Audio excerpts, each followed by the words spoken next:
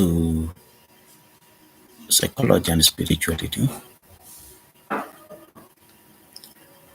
As the name suggests, this is a blend of psychology and spirituality. However, you as a psychologist, you can agree that the animation of the two are like strange fellows sharing a bed.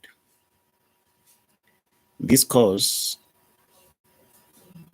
you need to appreciate that psychology and spirituality are different disciplines with different methods of inquiry. These differences notwithstanding, there are potential benefits to be derived from each other's influences and complements. Secular psychology encompasses behavioral, cognitive, affective, and physiological domains of the client, excluding spiritual dimension. This exclusion has made psychology to fail in meeting the needs of the client because his or her spiritual religious values affect his or her worldview, psychological functioning, and expression of stress. The addition of the spiritual domain of the client will increase the scope of inquiry and thus enhance the effectiveness of psychological intervention. This does not mean that the client needs to forsake their personal spiritual religious beliefs, nor does it mean the psychologist to abandon the scientific method to delve into spiritual dimension entirely using the religious experience. Instead, it is worthwhile to explore how spirituality and psychology can converge and complement each other for us to have an integrative comprehension of the client's functioning and to deliver psychotherapy in an holistic manner. As it will be noted in the lessons, psychological interventions that are consonant with the spiritual religious values and the beliefs of the clients are more likely to be accepted and complied to, hence bringing the lasting and desired change. Therefore, spiritual dimension provide an additional resource to the psychologists upon which to draw in pursuing the change in the client.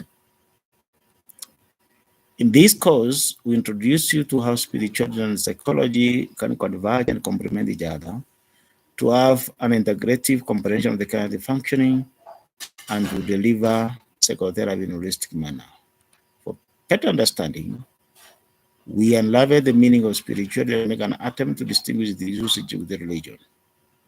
We try to rationalize why spiritual inclusion in psychotherapy is necessary, especially in understanding human nature, morality, and mental health, family dynamics, and support. As the course progresses, we shift to focus on specific issues of religion, which include religious, greed, forgiveness, good and evil concepts, and how they influence behavior and mental processes, which are subject concerns of psychology.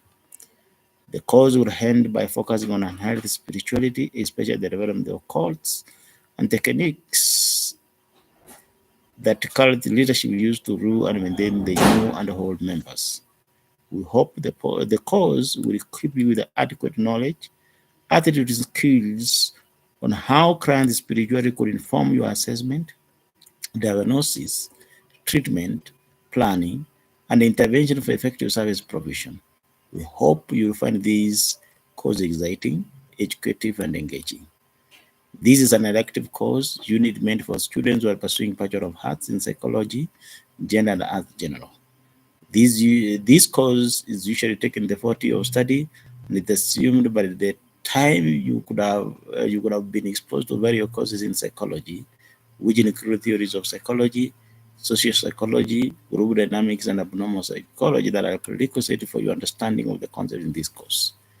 The learning outcome include explain the importance of integrating spiritual perspective in understanding human nature and mental processes, demonstrate an understanding of religion and psychological explanation of human nature, good and evil, explain the influence of various religious rituals on behavior and mental processes, explain the concept of guilt and forgiveness in religion and the psychological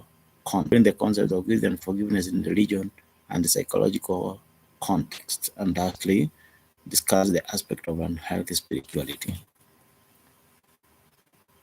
Introduction of the course.